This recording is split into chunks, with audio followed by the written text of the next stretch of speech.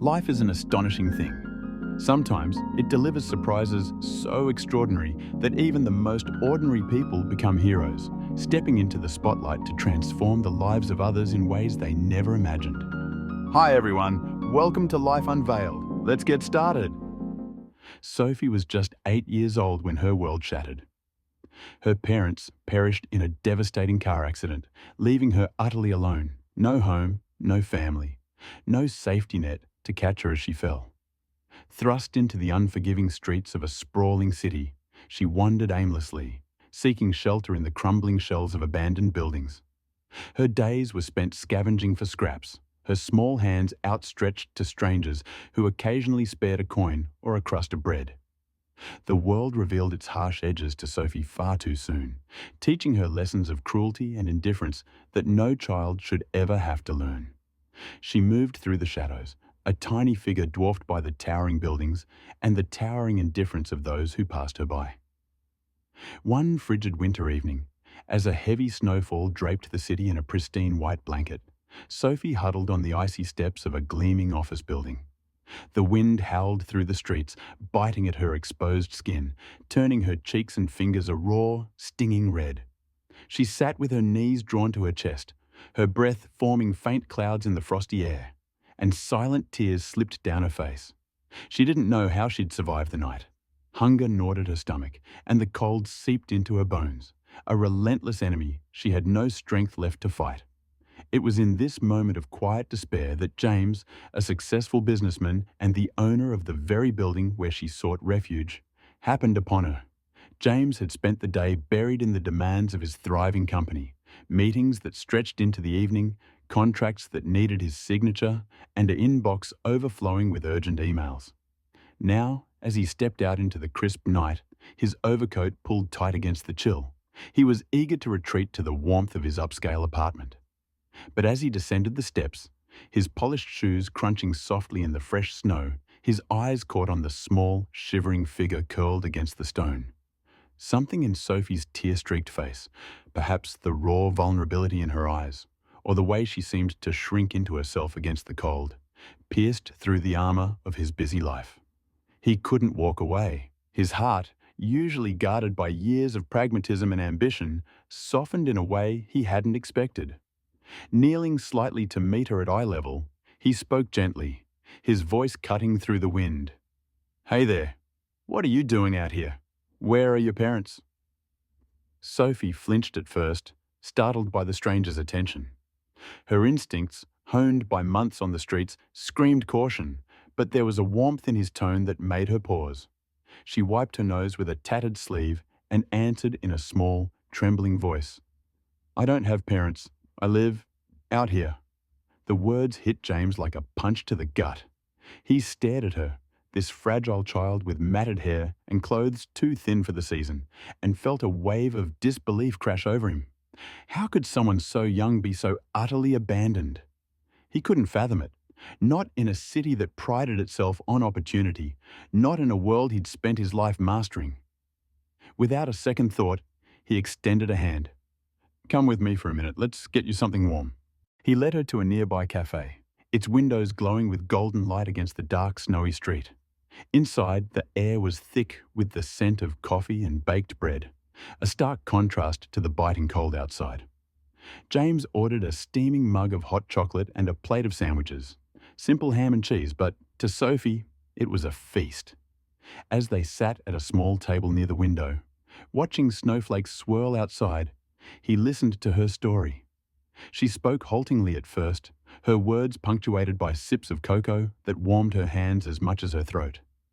She told him of the accident that stole her parents, of the nights spent hiding from the rain, of the strangers who sometimes helped, and the ones who looked through her as if she didn't exist. James listened in silence, his jaw tight, his mind reeling at the weight of what this child had endured. By the time they finished, the cafe was nearly empty, the barista wiping down counters in preparation to close. James knew he couldn't send her back into the night, not into that cold, not into that loneliness. The next morning, fueled by a resolve he hadn't known he possessed, he took action. He contacted a local shelter, pulling strings with his considerable influence to ensure Sophie would have a bed, a roof, and a chance at something better. But he didn't stop there. Something about her had lodged itself in his conscience, a quiet insistence that this wasn't just a one-time act of charity. He began visiting her at the shelter, showing up with small gifts, a new coat, a book of fairy tales, a pair of gloves to replace the ones she'd lost. He arranged tutors to help her catch up on the education she'd missed, sitting with her sometimes as she puzzled over math problems or read aloud in a voice that grew steadier with each passing week. Years slipped by, each one a stepping stone in Sophie's transformation. Under James's steady support, she blossomed from a wary, street-hardened child into a bright, determined young woman. The shelter became a distant memory as she moved into a foster home he had carefully vetted. And then, with his encouragement, she excelled in school. She graduated high school with honors, her name etched on the honor roll, her cap and gown a symbol of a resilience she'd fought to reclaim. University followed, a scholarship she earned through grit and late-night study sessions, bolstered by James's quiet financial backing when the costs crept too high. He was there at every milestone, clapping at her graduation, beaming as she opened her acceptance letter. Less a benefactor now, and more a constant familial presence in her life. By her mid-20s, Sophie had carved out a purpose of her own. Inspired by the kindness that had lifted her from the streets, she founded a small charitable organization aimed at helping other children in crisis, offering them the shelter, education, and hope she'd once needed. The work was her way of paying forward the light James had brought into her darkness, and for a time it seemed her life had found a peaceful rhythm. But peace, as life often proves, is a fragile thing. One autumn afternoon, as the leaves turned crimson and gold outside her modest office, Sophie received a disturbing call. An anonymous tipster warned her that her charity had become entangled in a web of corruption. Unknown figures were exploiting its funds, siphoning money for illicit purposes, money laundering, influence peddling, shadowy deals that threatened to dismantle everything she'd built. Soon after, the threats began. Cryptic messages left on her voicemail, shadowy figures lingering outside her apartment. A brick hurled through her office window with a note that read, "Back off or else." Panic gripped her, but so did a fierce determination. This was her life's work, her tribute to the girl she'd been, and she wouldn't let it crumble without a fight. She turned to James, the one person she trusted above all. He arrived at her apartment that evening, his face etched with concern as she recounted the ordeal. The threats, the betrayal of her mission, it was too much for her to bear alone. James listened, his hands clasped tightly on the table, his mind already racing through solutions. He'd spent decades building a network of powerful allies, lawyers, investigators, even a few well-placed contacts in city government. And now he mobilized them with a precision honed by years in the corporate world. "We'll get to the bottom of this, Sophie," he promised, his voice steady. "No one's going to take this from you." But the deeper they dug, the more treacherous the path became. The corruption wasn't a random scheme. It was a sophisticated operation, woven into the fabric of the city's underbelly. Private investigators James hired uncovered a trail of falsified records and shell companies, each layer peeling back to reveal a conspiracy more insidious than they'd imagined. The stakes escalated when Sophie received a late-night call, a distorted voice warning her that they knew where she lived, that her next step could be her last. James, too, faced pressure. Anonymous emails hinting at fabricated scandals that could ruin his reputation, his business, his legacy. Yet neither wavered. They were in this together, bound by a bond forged in that snowy night years ago. The turning point came when their investigation hit a devastating snag. Among the names tied to the corruption was one James recognized. Thomas, a close friend and confidant he'd known since his early days in business.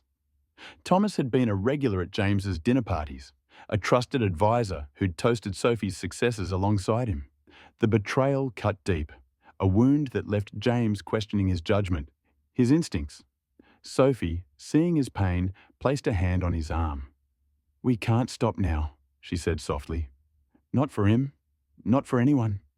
Fueled by that resolve, they devised a plan to turn the tables. James leaned on his connections to plant misinformation, baiting the conspirators into revealing themselves. Sophie, meanwhile, used her tech-savvy assistant to trace digital footprints, encrypted emails, offshore accounts, building a dossier of evidence too airtight to ignore. It was a game of cat and mouse, played in late-night strategy sessions over coffee and scattered papers, their nerves frayed but their purpose unwavering. There were close calls, a car that followed Sophie too closely one night, a break-in at James's office that left files strewn across the floor. But they pressed on, each risk a testament to their commitment. The climax came in a sting operation orchestrated with law enforcement.